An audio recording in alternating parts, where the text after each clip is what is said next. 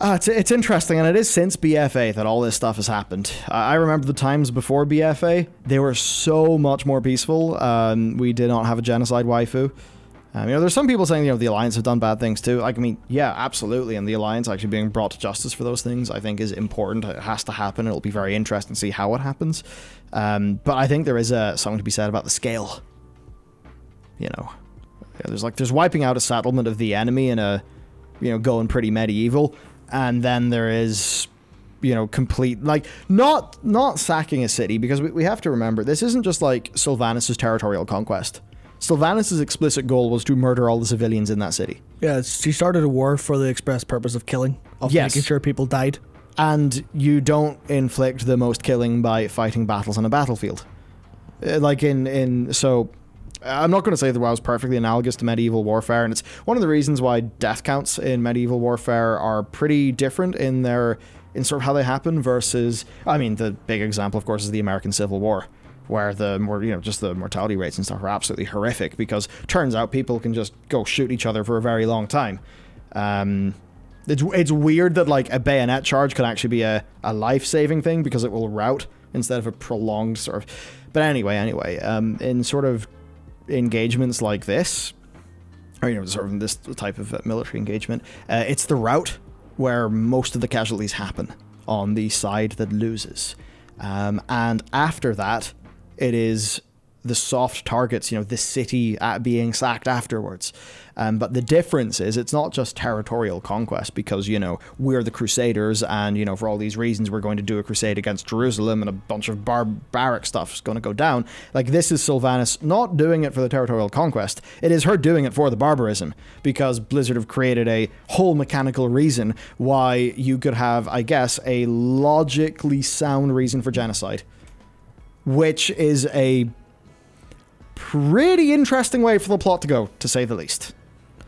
It would be a very, very interesting way if they could, execute on it in some capacity. I didn't say interesting meaning that. I meant interesting as in you are in some extremely murky waters here. Yeah, it's a very, very, very difficult one to worm their way out of, and it's kind of difficult to see how they'll get out of it correctly, just because you look at Zoval so far, and assuming all of that was in service of his greater goal, which Sylvanas, said no to at the very last second, which means it maybe wasn't all that important after all, if her personal trauma outweighs, the salvation of the world being a prison and whatnot. But, he's got everything that lines up so far. He's someone who was treated badly and now wants to unmake reality, which is kind of, Actually, you sort of inspired thought when you said that. It's they kind of prioritize Sylvanas' personal trauma over the trauma of her victims in a way that I think is, kind of problematic and uncomfortable and really, really not nice. And I've seen a bunch of people be like, yeah, but Sylvanas knew they'd go to the Shadowlands, and, she was going to No, what matters is the thing that was done to somebody without their consent. If Sylvanas had have done, say, Illidan and, his star power people, where it's, it was pretty sketchy what Illidan did, kind of sucking the juice out of them and they die. But it's you could argue there was maybe they were consensual to that, because they knew that their sacrifice into Illidan, into that magic or whatever is useful. Or if Sylvanas said, listen, right, there's this soul stuff going on, and we need this amount of stuff, so will you give up your life here in order for this thing that I can promise you in the Shadowlands? By the way, this is the Shadowlands and how they work. That's a way where you could have that with it making sense. But I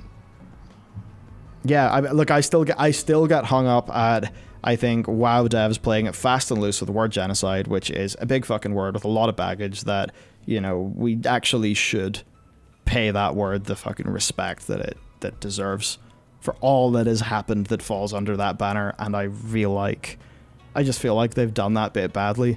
I guess in a way that is, I don't mean specifically offensive, but it's just generally offensive to humanity. I don't know if this is me being really easily... I think I don't feel so strongly about the word. I think people, there's a lot of freedom you're allowed to have in fiction to do whatever the hell you want, but it's the case of, I agree they are not like they're playing fast and loose with all of the stuff that not even just from like a perspective of how much damage was wrought emotionally or else or physically.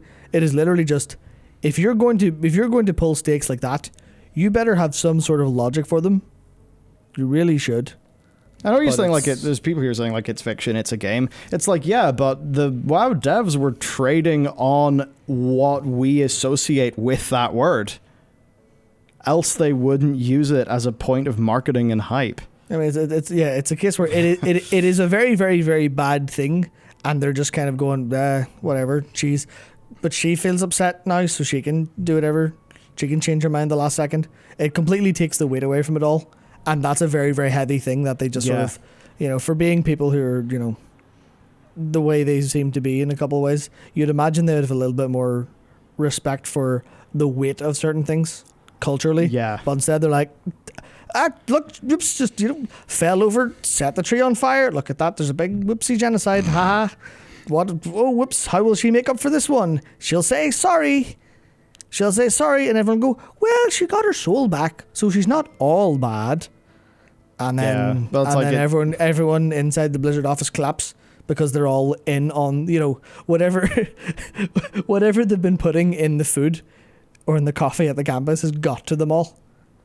Yeah. Whereas everyone outside going, these, you've just put, we're trying to judge up these things, and no matter what way someone personally feels, Sylvanas' internal reality isn't reality. Well, there's a comment that I think I want to bring in here, and I've lost it. It's you only bring this stuff in to show the weight or the impact that it has on that character. From Demon Ace, I totally get what you're saying. For me, the difference comes in where if this was in a single player game or like a novel or a TV show, I think, where Sylvanas is the protagonist or maybe the main villain or something like that, then yes, that is totally a good point that stands, and I would agree with it, I guess. I think it's a lot more tricky in the storytelling of a virtual world, where you also have to bring the players into that in a way that's pretty different to players playing your character in your narrative game.